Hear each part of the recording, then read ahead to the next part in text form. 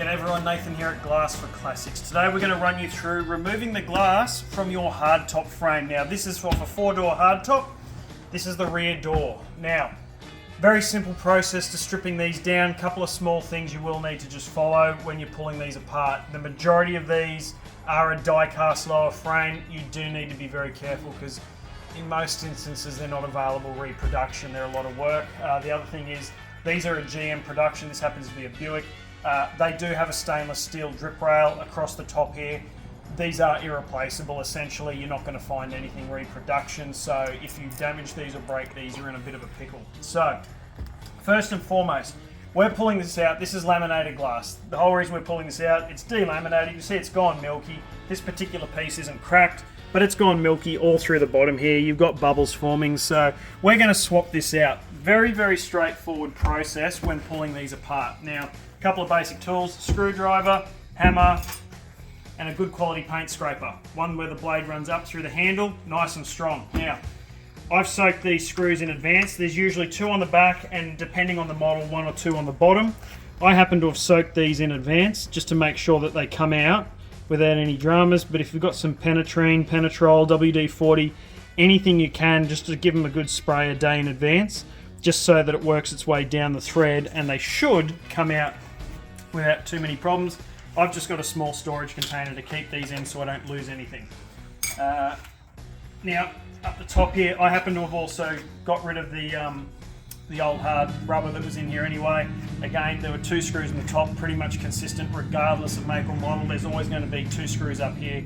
It's the same thing, I've already removed those in the interest of time. Now, when you're pulling this apart, we're going to grab the paint scraper, we're going to sit it flat on the glass and knock up into the frame. This way we are not damaging the frame. Lots of people suggest blocks of timber, metal, whatever.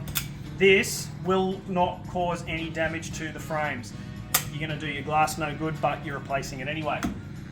You do not want to use this on this side. If you have a GM production vehicle with this strip rail, don't sit it on this side because you're going to risk denting or damaging this mold. We're going to flip this over and we're going to do it on the inside or the outside face as it is. So, knife to start with, we just want to score loosely between here and here. Just between the glass and the frame. The old setting tape has gone hard.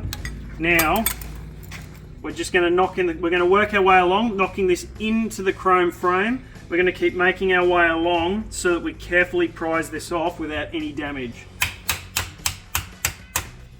See, that's already making its way off. Don't feel the urge to rip that off. You've got a bracket down in here which are often quite badly rusted, and quite often there's a bracket down here. If you pull too hard, you risk breaking them.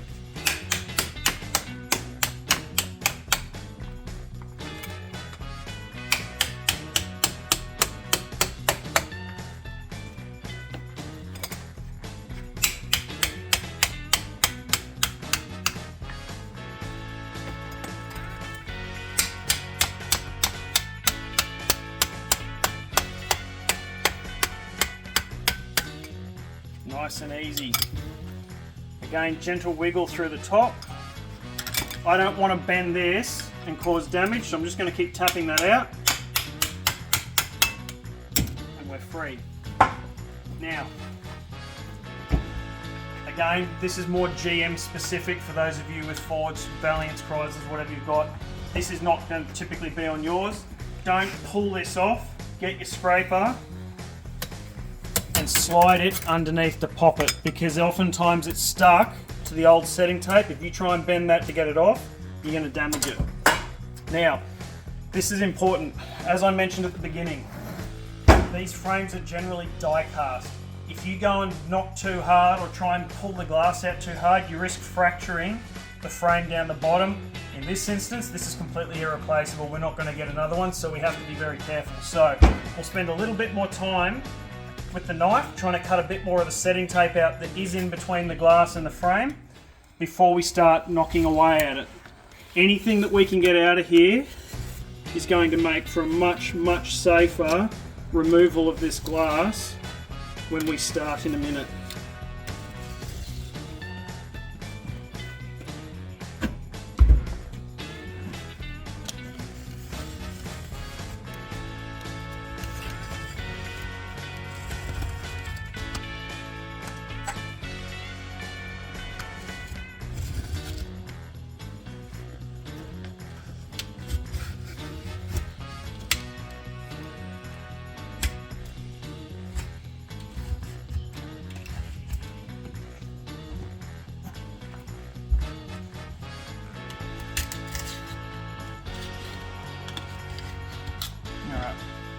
Now, best way of doing these, don't knock into the upright.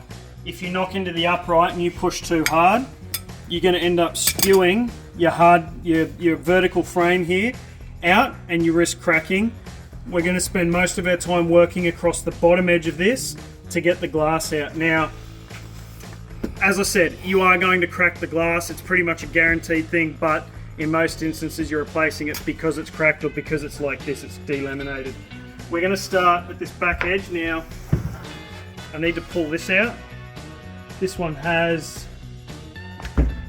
the hardtop frame. It's got the bracket in the bottom corner. Give that a bit of a wiggle. And we're out. Now, start in this lower corner here. And we're going to just work our way along incrementally. Do not feel the need to straight away go and pull on the glass to see if it's free. Work your way along bit by bit. You may not see the glass moving, but for the most part what this is doing is actually fracturing the hold that this setting tape has on it, because it's dried out. It's had 50, 60 years in most cases stuck in the one spot.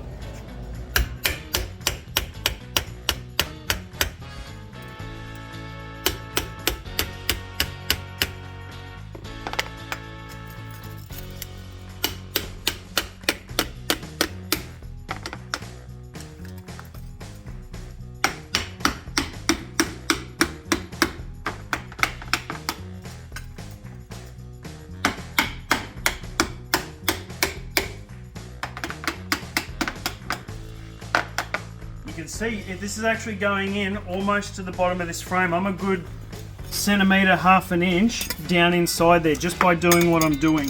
So we're going to finish making our way along. We're then going to flip this over and we're going to do the inside now.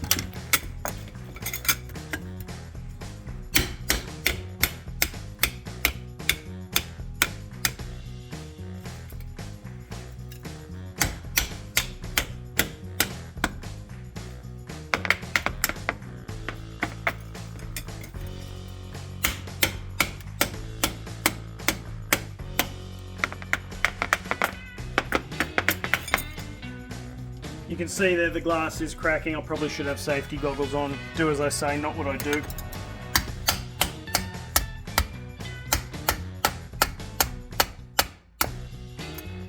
Right, let's see if we can give this a bit of a wiggle. Now,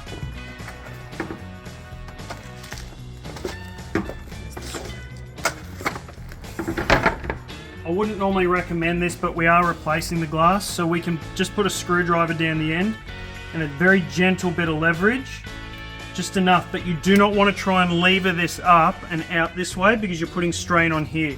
So what we now want to do is try and wiggle this way. So I'm working against that upright part of the frame. And there we go. Again, keep your stainless trims off to one side. Your glass is now out.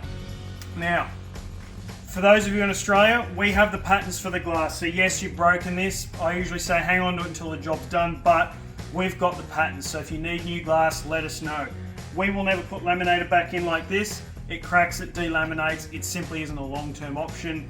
Yes, it is correct for the factory produced vehicles. However, it's not a long-term solution. So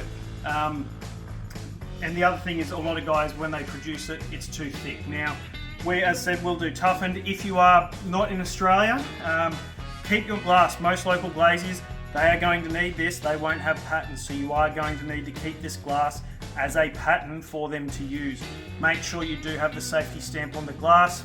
We put it on all of ours, so it is compliant everywhere in Australia, everywhere in the world. So, be sure to check out our other video running through how to reassemble the hardtop rear door glass, which this is.